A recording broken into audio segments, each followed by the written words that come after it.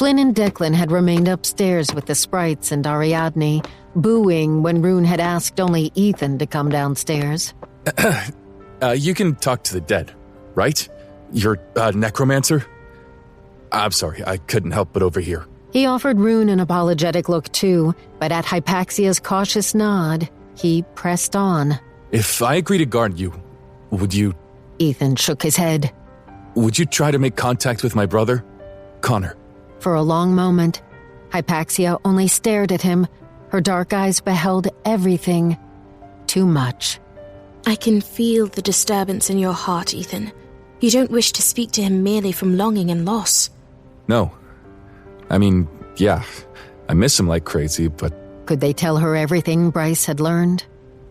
Rune spared him the effort of deciding. Do you know what happens to the dead after they've been in the bone quarter for a while? Her face paled. You learned of the second light? Yeah. Ethan is pretty worried about what happened to his brother and the pack of devils, especially after they helped my sister. If you've got any ability to learn what's happened to Connor Holstrom, or to warn him, even if it's to no avail, we'd appreciate it. But Ethan will gladly escort you either way you choose. Ethan tried not to appear too grateful.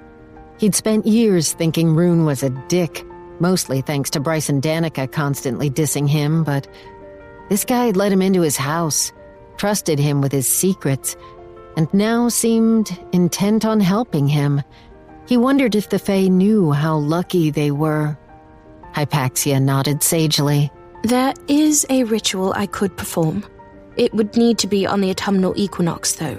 When the veil between realms is thinnest. Yes. Hypaxia smiled sadly at Ethan. I'm sorry for your loss, and that you've learned the truth. How do you know the truth? The dead have little reason to lie. Ice skittered down Ethan's spine. I see. The chandelier rattled above. Rune rubbed at his face, the tattoos on his arm shifting with the movement. He lowered his hand and looked at the Witch Queen, his fiancée. Lucky male. You cool with a dragon joining you? That dragon? Hypaxia peered at the ceiling. A lawyer friend of mine says I need a royal, official reason to commandeer someone else's slave. A very important, powerful slave. Protecting my fiancé is about as important as it gets.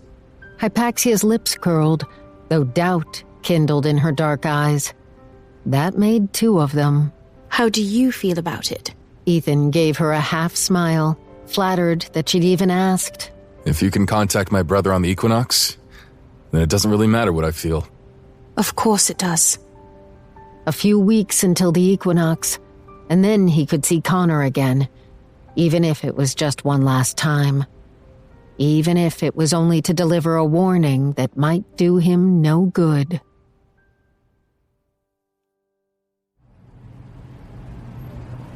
Bryce might have avoided going home for as long as possible. Might have stayed at the archives right until closing and been one of the last people exiting the building as night fell. She'd made it down the sweeping marble steps, breathing in the dry, warm night air, when she saw him. Hunt leaned against a car across the narrow street, wings folded elegantly. People hurrying home from work gave him a wide berth. Some outright crossed the street to avoid him. He'd worn his hat. That fucking sunball hat she couldn't resist. Quinlan? He pushed off the car and approached her where she'd halted at the foot of the stairs. She lifted her chin. Athalar?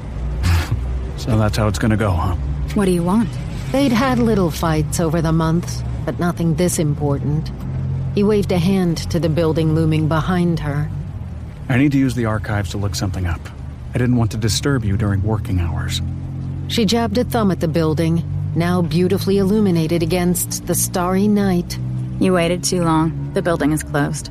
I didn't realize you'd hide inside until closing. Avoiding something, Quinlan? He smiled savagely as she bristled. But you're good at sweet-talking people into doing your bidding. Getting us in will be a walk in the park, won't it? She didn't bother to look pleasant, though she pivoted and began marching back up the steps. What do you need? He gestured to the cameras mounted on the massive pillars of the entrance. I'll explain inside.